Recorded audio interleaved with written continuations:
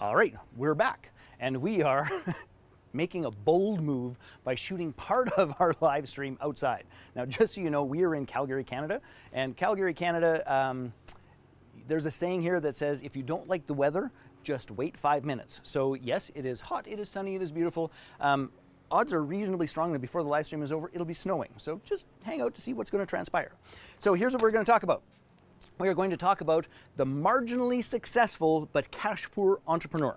And this is a trap that an inordinate number of entrepreneurs are in. And this is the very reason why I implore each and every one of you to make a commitment today to get yourself engaged in joint ventures, to build scale and leverage in your business through joint ventures. And you're going to see yourself in this model in a moment here.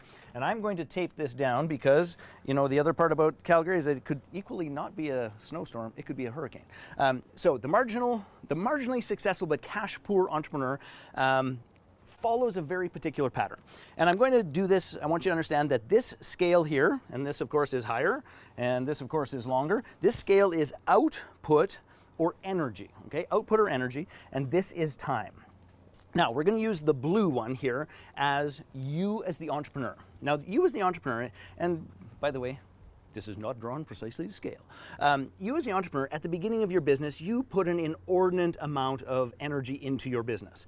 Like, it is high. And you hope, you pray, depending upon how well you've designed your business, how well you're working, you hope and pray that your energy that you are putting into that particular business isn't going to have to stay high forever, that it is ultimately going to drop at some stage of the game, and in most cases, level off. In most cases, if you do it well, probably somewhere between the 4 to 6 range.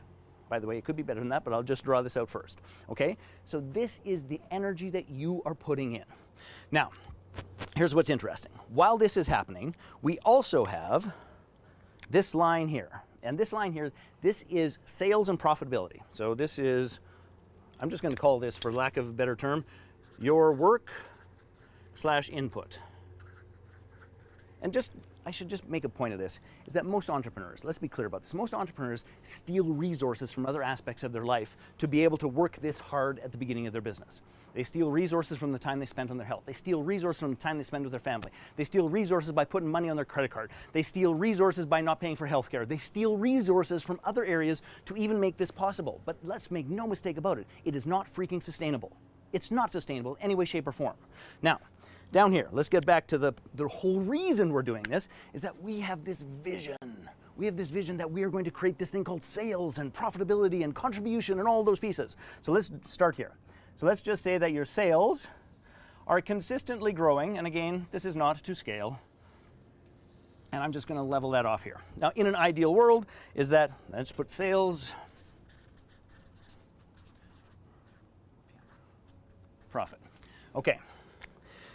And we hope that it's going to turn out this way, in that our output of sales and profit is going to be like super, super high, and our input and the work that we have to do is going to start high, but it's going to level off and it's going to make some sense and it'll be okay.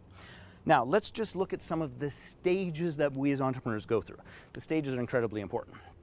So this area here, this is where we are working our butt off, where we are quite literally borrowing, stealing resources from other aspects of our life to even give this entrepreneurial venture a snowball's chance in you know what. Now, this is hard. This is where people quit. This is where people are frustrated. This is where people don't know what to do. This is where people try things. This is where people buy dumb programs that don't have any frickin', they have no, how do I put this? They buy fantasy programs that don't match their stage of development, hoping that it's going to make a difference, and it actually complicates and exacerbates the problem. So this is a tough spot. But there comes a time, and that time is where we begin to say, oh, I don't have to work quite as hard. Oh, I can get back to the gym, because we're starting to make a little bit more money, and it keeps going up, and it keeps going up, and it keeps going up, and it keeps going up. Now, here's the thing. This area here, before this cross, this area here is what I call, I'll put it in red because you need to be like incredibly, you need to be so vigilant and aware of this. This is the trap. And here's what the trap sounds like. So we're on exactly the same page. It's like, hey, I'm starting to make some money. Hey, I've got a little bit of success. Hey, my family's now accepted that this is a real thing. I didn't just make it up. Hey, this is going to be fantastic. But I'm not quite making enough money. I can go to the gym, but I'm not having the holidays with the family. I can pay for the mortgage, but I can't upgrade the car. I'm still watching my pennies. I can't quit and say it didn't work because it is working. I have clients that are relying on me. But the truth is, I have not much money. And this is the trap that most entrepreneurs get themselves into, which is they are marginally successful but cash poor. And I want you to, like, honest to goodness, I want you just to check in. Is that true for you? Is it true for you? It's like, yes, I've built a business that actually works. Yes, I have clients that love what I do. Yes, that's all great, but I'm not experiencing the freedom that I desire. But I don't have the liquid cash in the account. But my credit cards I'm paying interest on. But I don't live in the home that I want. I don't drive the car that I want. I don't have the health, the time to take care of my body the way I want. You insert the blanks. You know what I'm talking about.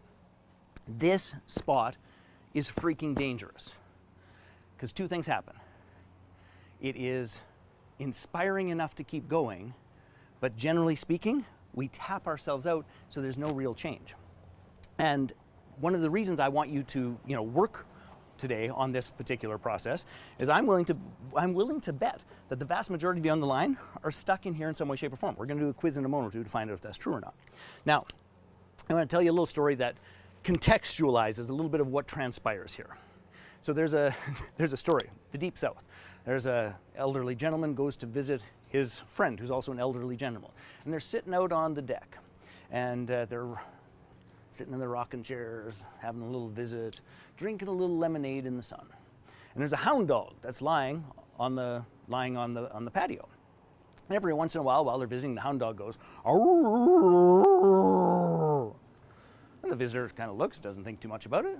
But a moment or two later, "Arr!" and he lifts his head and he looks at his owner. Third time, the dog makes this god-awful noise. It sounds like he's dying. And the visitor says, "Well, buddy, what the hell's the matter with your dog?" And his friend says, "Whoa, simple.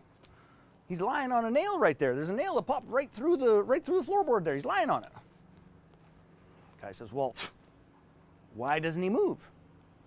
The dog's owner shrugs and says, "Well, I guess it doesn't hurt him enough yet."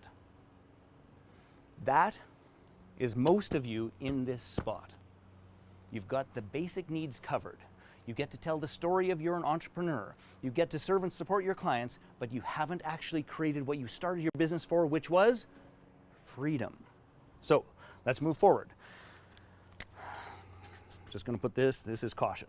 So this point here is where we get the beginning of freedom, and right here, I'm going to call this fun. Now, I want to be very clear about this freedom point. I actually didn't draw this exactly the way I wanted to. I got a little carried away. But what I want you to understand is this. This is your minimum requirement. This is your minimum target, this spot here. And what I want each of you to do, if you haven't already, and I'm willing to bet that you haven't, because I've shared this with a multitude of people, and it's like, hey, I never thought of it that way. I know.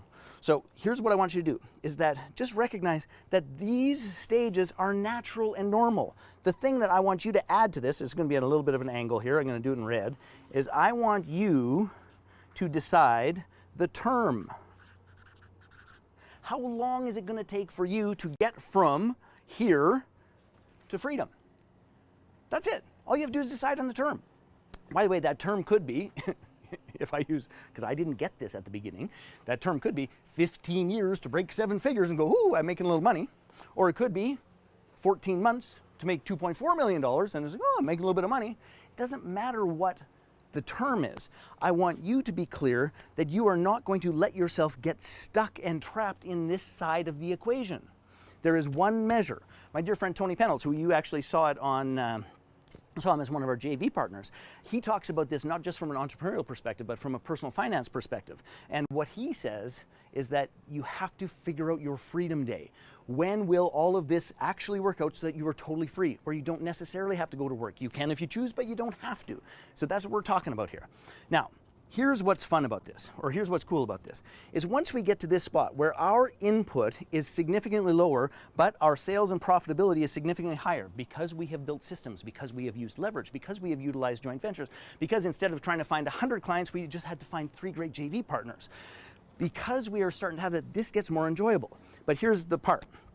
if you really design it well, is that this does not level out. And let's say if we're going to arbitrarily assign this 0 to 10, let's say that this is leveling out here at maybe a 5, 4.5, is that it's also entirely possible that you can design the business so that it's down here like at a 1 or a 2, and this whole area here is the reason you started your business, which is called